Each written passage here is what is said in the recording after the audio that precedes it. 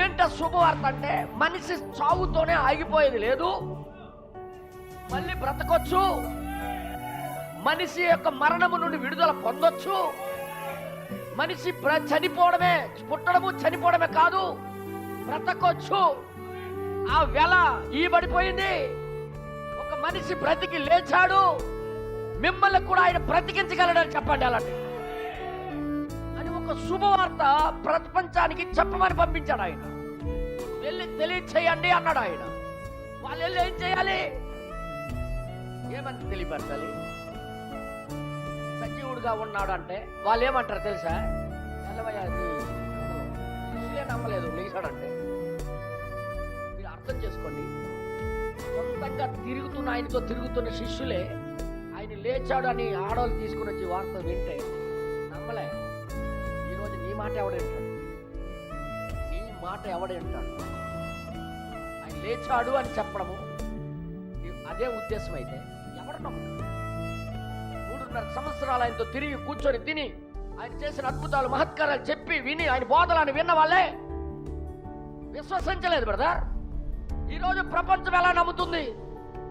లోకం ఎలా నమ్ముతుంది? అది తెలియచేయమనిలే. ఆయన లేచాడు అని చెప్పడమే కాదు సువార్త. డినామినేషన్ అదే అనుకుంటుంది.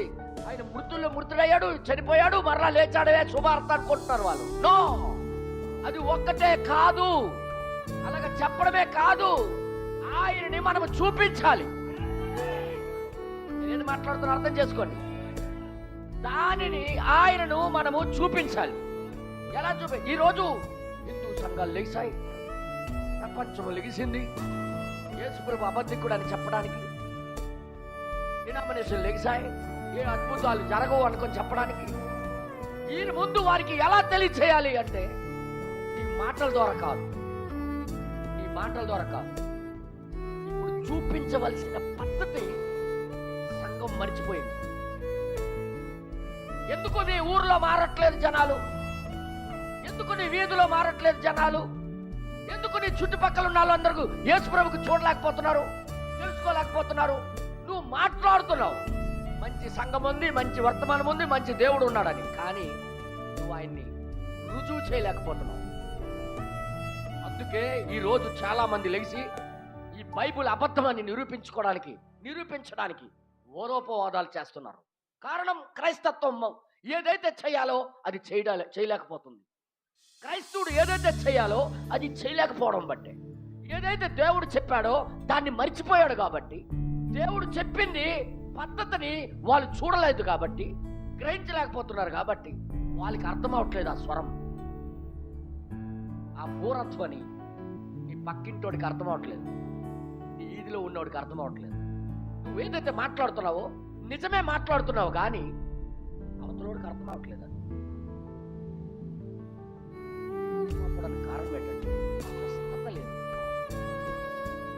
నేనేం మాట్లాడుతున్నాను అర్థమైందా?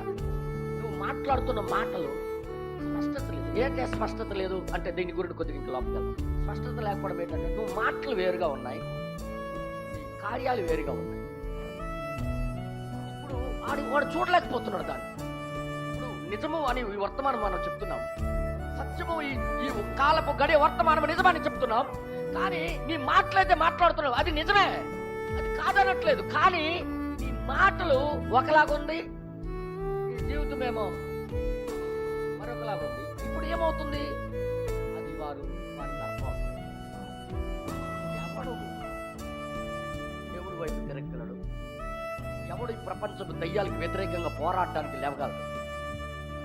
ముందు నీలోనే ఆ పునరుద్ధరణ శక్తి అందులో చూడాలి. మన లోపలే అవతలోలు క్రీస్తుని చూడగలిగి ఉండాలి. ఆయన లేచాడు అంటే మాటలు కాదు, అది ఆయన తిరిగి లేచాడని చెప్పడానికి పంపించలేదు. ఆయన లేచి వారి లోపల ఉన్నాడని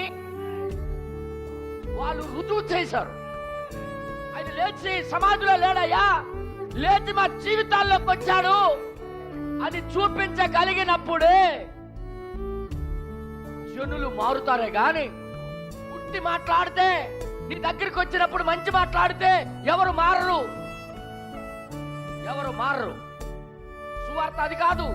సువార్త అనగా క్రీస్తు యొక్క శక్తిని ఆయన అప్పుడు చేసినట్టుగా ఇప్పుడు మన ద్వారా